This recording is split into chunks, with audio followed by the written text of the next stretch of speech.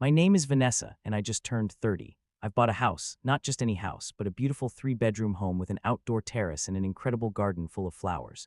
The real estate agent kept going on about the mature landscaping and well-established flower beds, but all I could see was my morning coffee nook and weekend gardening sessions. Standing in that empty living room with the keys in my hand, I felt like I was going to burst. This was mine. After years of terrible landlords and paper-thin walls where I could hear every fight my neighbors had, I finally had my own space. The mortgage papers were still warm in my bag, and I wanted to call anyone, to share this moment, but I didn't. I had a crazy idea brewing, and it was going to surprise everyone. My birthday was coming up in a few weeks, and I could kill two birds with one stone, a birthday party slash housewarming. My parents would lose it when they walked in and realized their daughter owned property. My sister Clara would probably die of shock. See, my family has this habit of thinking I'm the black sheep. I'm the younger daughter who never lived up to Clara's standards. She's 32, has a big marketing job, and always seems to have her life together. Meanwhile, I've been stumbling through rentals and entry-level jobs for the past decade, or so they think. What they don't know is that I've been grinding at a tech startup for the last 3 years. We got acquired 6 months ago, and suddenly my stock options were worth a lot, enough to cover the down payment on this house with savings to spare. But I never told them about the job change or the windfall. Why would I? They never asked about my life. My parents, Javier and Pilar, have always been focused on Clara. She was the star student, the one who got into a good university, the one who landed a corporate job right after graduation. I was the afterthought, the one who needed to find herself. Even now at 30, they still talk to me like I'm a lost teenager who might someday get her act together. The plan was perfect. I'd send everyone a message about my birthday party, get them excited, and then drop the surprise that we'd be celebrating at my new house. I could already picture my mom's face when she realized her failure daughter bought a house before Clara. I spent the next 2 weeks prepping the house. I bought furniture, hung pictures, and even planted new flowers in the garden. Everything had to be perfect for the big reveal. I made an invite list, my parents, Clara, and my closest friends, Sarah, Miguel, and Laura. Sarah and I have been tight since college. Miguel's a guy I met at work who's become like a brother. Laura's been my neighbor and friend for years. I sent the message on a Tuesday afternoon. Hey everyone, I'm throwing a birthday party next Saturday at 7 p.m. Can't wait to see you. This year's gonna be special. I included my new address without explanation, figuring they'd assume I was renting a new place or something. Then I waited and waited. My friends usually reply within hours, but my family, they're not exactly quick responders. Sarah texted back in minutes. OMG, yes, new address, you moved, so excited. Miguel sent a thumbs up emoji and said, not missing it. Laura called immediately, demanding details about the special part. But from my parents and Clara, crickets, all week nothing. Friday night my phone finally buzzed. A text from my mom, Vanessa honey, we can't make your birthday. Clara got a promotion at work and we're throwing her a celebration party that same night. Sorry sweetie, maybe next year. Stared at that text for a full 5 minutes. Maybe next year for my birthday. I typed and deleted 10 different responses. Finally I sent, Mom, Clara's party could be any other day. This is my birthday. Her reply came 20 minutes later. Her promotion is a big deal, Vanessa. This party is crucial for her career. You understand, right? Crucial for her career. Not we're sorry we're missing your birthday, or let's reschedule. Just that Clara's party was more important than mine. Again. I looked around my new living room at the decorations I'd started putting up, the menu I'd planned, the cake I'd ordered. It all felt stupid suddenly. Here I was at 30, still waiting for my family to show up for me. The worst part, Clara never texted. No happy birthday, no sorry I'm missing it, not even an I heard you're throwing a party. Total silence from my older sister. I sat on my new couch, the first couch I'd ever bought, and thought about all the birthdays they'd missed or forgotten. Last year they remembered a week late. The year before, 3 weeks. The year before that, they sent a card a month late with a note about how busy they'd been. When they did remember on time, it was just a text or call. Happy birthday, sweetie, and that was it. No gifts, no effort. Meanwhile, Clara's birthdays were big productions, family dinners, thoughtful gifts. You know what? Screw it. I picked up the phone and called Sarah. Hey, change of plans for Saturday, I said when she answered. It's just gonna be us friends, and I've got something huge to tell you. Everything okay? She asked, catching the edge in my voice. More than okay. Wait till you see where we're having the party. If my family couldn't make time for my birthday, they sure as hell didn't deserve to know about my house. This was going to be the best birthday party of my life, with people who actually cared. Saturday came, and I threw the best birthday party I'd ever had. Sarah, Miguel, and Laura showed up and lost their minds when they saw the house. Their reactions were priceless. We spent the evening on the terrace, eating takeout and drinking wine. They kept asking about the house, how I afforded it when I bought it. I told them about the startup acquisition and the stock options. It felt amazing to share with people who genuinely cared. The party was perfect, everything I wanted, just without the family drama. After everyone left, I sat alone, surrounded by empty wine bottles and birthday gifts. My phone had been silent all day. No calls from my parents, no texts from Clara, not even a happy birthday. Nothing. Months passed, my friends knew about the house, but I didn't tell any family. I specifically asked my friends not to post about it on social media. I didn't want my parents finding out. The silence from my family continued. My mom sent occasional texts, short ones about the weather or asking if I was eating enough vegetables. Nothing meaningful. Clara never reached out. I poured myself into making the house perfect. I painted rooms, installed new fixtures, and spent weekends in the garden. My neighbors were friendly, and I hosted regular barbecues with my friends. Life was good. Then in early March, my phone rang. My mom's name flashed on the screen.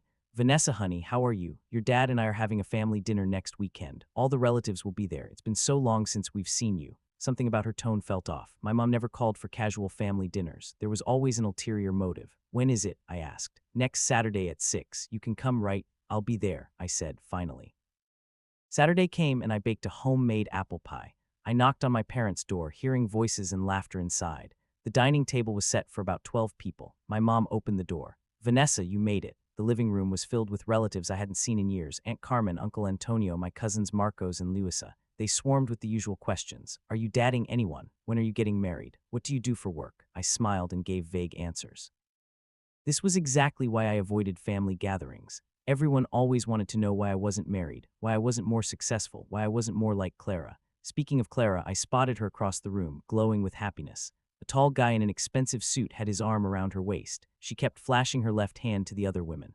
"Let me take the pie," my mom said, whisking it to the kitchen before I could protest. My dad ushered me to the dining room. I saw my assigned seat, the last chair, crammed in the corner as far from my parents and Clara as possible. Literally the bottom of the list, even in the seating arrangement. But honestly, I was almost relieved. I could sit quietly and avoid most of the interrogations from there. "Dinner served," my mom announced. I sat in my corner as everyone talked, laughed, and passed dishes. The food was good, my mom's usual spread: roasted chicken, mashed potatoes, vegetables, and baked potatoes. I ate quietly, listening to conversations about jobs, kids, and vacation plans. Then my mom stood and tapped her glass with a knife. "Attention, attention, we have wonderful news to share tonight." The table went quiet, all eyes on her. She was beaming, practically trembling with excitement. "Our Clara has bought a beautiful house. We're so proud of her." Applause erupted. I clapped too, genuinely surprised. Clara had bought a house when? How didn't I know? "But that's not all," my mom continued, her voice rising with excitement. "Clara is also planning to announce her engagement soon." More applause, louder this time. Clara blushed, flashing a diamond ring that caught the light. Her boyfriend, fiancé, was grinning, accepting congratulations. My dad stood, raising his glass. "We have so much to celebrate tonight, so many reasons to be happy, all thanks to our eldest daughter." Our eldest daughter. The way he said it with such pride and emphasis made my stomach twist. I'd heard that tone before, the one implying Clara was the real daughter, the one who mattered. An awkward silence settled over the table. Even the relatives sensed the tension. All eyes were on me now, waiting to see how I'd react to being so blatantly excluded from the praise. My mom turned to me with that smug smile I knew too well. "Clara bought the perfect house, Vanessa. When do you think you'll manage something like that? Or are you going to keep bouncing around rentals forever?" The table went quieter. Everyone stared, expecting me to shrink, blush, cry, or run out like I used to when I was younger. I was used to being compared to Clara. It had happened my whole life, but my parents at least tried to hide it in front of others before. This was different, deliberately cruel, designed to humiliate me in front of the extended family. I didn't shrink, blush, or cry. Instead, I deliberately set my fork down, took a slow sip of water, cleared my throat, and looked my mom in the eye. "Actually, Mom, I've already done that. I bought a house." The silence that followed was deafening. Every single person stared at me like I'd announced I was an alien. My mom's smug smile froze. My dad's glass stopped halfway to his mouth. Even Clara's fiancé looked confused. "What?" my mom managed. "I said I bought a house," I repeated calmly. "Had it for months." Jaws dropped literally, like a chorus of shocked relatives gasping in unison. My mom's face cycled through 5 emotions in 2 seconds: surprise, confusion, anger, then a weird, suspicious look. "You bought a house," she said slowly, like she was testing the words. "Really? Yeah, so why didn't you tell us?" I gave her the same sweet smile she'd aimed at me. "Well, Mom, you could have seen it if you'd come to my birthday party. After all, I celebrated my last birthday at my new house." More gasps. Aunt Carmen dropped her fork. Uncle Antonio's mouth fell open. "Your birthday party," Aunt Carmen said, turning to my mom. "Pillar, why didn't you go to Vanessa's birthday party?" My mom's face turned red. She opened and closed her mouth like a fish, clearly scrambling for an explanation that wouldn't make her look awful. We had a scheduling conflict, she said weakly. A scheduling conflict, I said, my voice still perfectly calm. That's what you call it. Because I remember your exact words, Mom. You said Clara's promotion party was more important than my birthday. The relatives turned to my mom, their faces full of question marks. You could see their brains piecing together what kind of parents would skip their daughter's birthday for a work party. That's not, you're exaggerating, my mom said desperately. Am I? Because you didn't just miss my birthday. You've missed several. You haven't shown up to any of my celebrations in 6 years. You usually forget entirely and wish me happy birthday a week or a month late. The silence turned uncomfortable. The relatives' eyes darted between my parents and me like they were watching a tennis match. Uncle Antonio cleared his throat. 6 years. You haven't been to Vanessa's birthday in 6 years. Aunt Carmen looked at my mom with an expression I'd never seen, like she was seeing her sister in a new light. Pillar, she said slowly, you told everyone you had the perfect family, that you loved both your daughters equally. You said Vanessa didn't come to family events because she hadn't accomplished anything. Oh, that was interesting. So my mom had been talking about me to the relatives, painting me as the failed daughter too ashamed to show up at family gatherings. I never said that, my mom protested, her voice shaky. You did, Aunt Carmen said firmly. You said Vanessa was a failure who couldn't get her life together. But if she's a failure, how'd she buy a house? And why didn't you go to her birthday parties? Uncle Antonio nodded. Pillar, this doesn't sound like equal treatment. It sounds like favoritism. Favoritism? My dad snapped. That's ridiculous. We treat our daughters the same. I nearly laughed out loud. Really, Dad, when's the last time you forgot Clara's birthday? When's the last time you skipped one of her celebrations for someone else's party? He opened his mouth, then closed it. Everyone knew the answer, never. They'd never forgotten Clara's birthday or missed one of her events. This is getting out of hand, my mom said, her voice rising. Vanessa, you're making us look bad in front of everyone. I'm not making you look bad, Mom. I'm just telling the truth about how you've treated me for years. Clara, who'd been sitting in stunned silence, finally spoke. Vanessa, you're ruining everything. This was supposed to be a celebration. A celebration of what? Your house, your engagement? Because it's always about you, isn't it, Clara? That's not fair, she said, her voice low. Not fair. Tell me, Clara, when's the last time you called me? When's the last time you texted me about anything other than yourself? She stared, trying to think of an answer. The silence stretched. I could pull up all your late birthday texts in the family chat, I said conversationally. The one most people at this table are in, then everyone could see exactly how this family treats me. Vanessa, stop, my mom hissed through clenched teeth. Stop what? Telling the truth, defending myself, or embarrassing you in front of everyone. My cousin Marcos, who'd been quiet, spoke up. Wait, so you really bought a house? Yeah, 3 bedrooms, outdoor terrace, gorgeous garden, I said. I've been living there for months. That's incredible, he said. Congratulations. Thanks, Marcos. Nice to get some family congratulations for once. That hit hard. I saw it in their faces, the realization they'd been fed a completely different story about me and were now seeing the truth. I think we should calm down, my dad said, his voice defeated. No, Dad, I think we should be honest for once. Everyone here should know exactly what kind of family you pretend to have versus the one you actually have.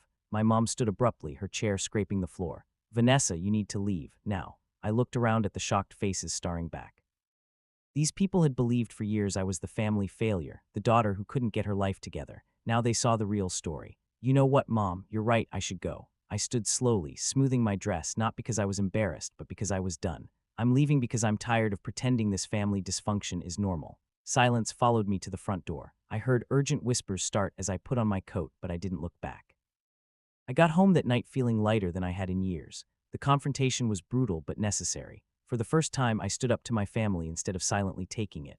My phone started blowing up around 10 p.m. My mom's name flashed repeatedly. I let it go to voicemail. Then my dad called, then Clara. I ignored them all. The next morning, I woke to 17 missed calls and a flood of texts. I made coffee and sat on my terrace, reading them as birds sang in my garden. From my mom, Vanessa, you embarrassed us in front of everyone. How could you do that? From my dad, your behavior last night was unacceptable. Call us immediately. From Clara, you ruined my announcement. Everyone was talking about you instead of my engagement. I deleted them all without replying. If they wanted to apologize for years of treating me like garbage, they could start there instead of blaming me for their shame. The texts kept coming all week, long paragraphs about how I'd ruined their reputation, how relatives were asking uncomfortable questions. Apparently, Aunt Carmen called my mom the next day, demanding to know why she'd lied about me being a failure. Now everyone thinks we're a dysfunctional family, one text said. You have to fix this. Fix what? The truth. I wasn't going to apologize for standing up for myself or achieving something they said I never could. A week later, I was working in my garden when I heard car doors slam in my driveway. I looked up to see my parents and Clara walking toward my front door. Someone had obviously given them my address. I wiped my hands on my jeans and met them at the door. They stood there awkwardly, eyeing the gorgeous porch and front garden. "Nice place," Clara said, envy in her voice. "It's bigger than mine." "What do you want?" I asked, not inviting them in. "We need to talk," my mom said. Reluctantly, I stepped aside and let them into my living room. They looked around like they were touring a museum, taking in the hardwood floors, crown molding, and carefully chosen furniture. "Vanessa," my mom started, "we have a problem. Since last weekend, all our relatives have been calling, asking why we didn't know about your house, why we missed your birthdays. They think we're terrible parents." My dad jumped in. "They think we don't love you." "Well, do you?" The question hung in the air. No one answered right away. "Of course we do," my mom finally said, sounding forced. "You're our daughter." Funny way of showing it. Clara stepped forward. "Look, we need to fix this. I'm having my housewarming next month, my engagement party, then the wedding. Half the family says they won't come because of this drama. So, my mom said, you need to throw another housewarming. We'll help plan it, invite all the relatives. We can tell everyone we helped you, that we reconciled, that you forgave us." I stared at her. "You want me to lie? We want you to help us save face," my dad said. "A party to show everyone we're a normal family." I started laughing. I couldn't help it. They were asking me to play along with their delusion to help maintain their perfect family image. "No, I'm not lying for you. I'm not pretending we have a good relationship. I'm not helping you convince everyone you're amazing parents." Clara's face turned red. "Fine, then you're not invited to my wedding." "Good," I said. "I wouldn't go anyway." They stared like I'd slapped them. "You don't mean that," my mom said weakly. "I absolutely do. I'm done pretending. Done making excuses for how you treat me. Done being the family disappointment when I'm doing better than you ever thought possible." "This is ridiculous," my dad said. "You're our daughter. You can't just cut ties." I walked to the front door and opened it. "I think you should leave now." They left, but not quietly. Clara was crying, my mom saying this wasn't over, my dad muttering about ungrateful kids. I closed the door and leaned against it, feeling drained but free. 2 weeks later, Sarah called with gossip. "Heard from my cousin that Clara's housewarming was a total disaster. Hardly anyone showed up." "Really?" "Yeah, apparently most of the relatives boycotted it. They're all Team Vanessa now." I felt a little bad, but not much. Actions have consequences, and my family was finally facing theirs. Over the next few months, something wonderful happened. Relatives started reaching out directly. Aunt Carmen invited me to her daughter's graduation party. Uncle Antonio asked me to bring my famous apple pie to his barbecue. Cousin Marcos wanted to see my house and get decorating tips for his apartment. I went to everything. For the first time in years, I enjoyed family events without my parents and Clara there to make it all about them or belittle me. I could just be myself. Relatives apologized for believing my parents' version of me. "We should have talked to you directly," Aunt Carmen said. "We should have known something was off." 6 months later, I'm closer to my extended family than ever. I host regular dinners at my house. I'm in the group chat where everyone shares photos and plans. I'm finally treated like a valued family member, not an afterthought. My parents and Clara, total silence. I heard Clara got married last month. The wedding was small. Apparently, a lot of people made excuses not to go. I don't miss them. I thought I would, but I don't. My life is peaceful now, authentic, full of people who genuinely care and want to celebrate my successes instead of diminishing them. Sometimes I walk through my beautiful house, looking at the rooms I've decorated and the garden I've nurtured, and I feel proud, not just of what I've achieved, but of how I finally stood up for myself.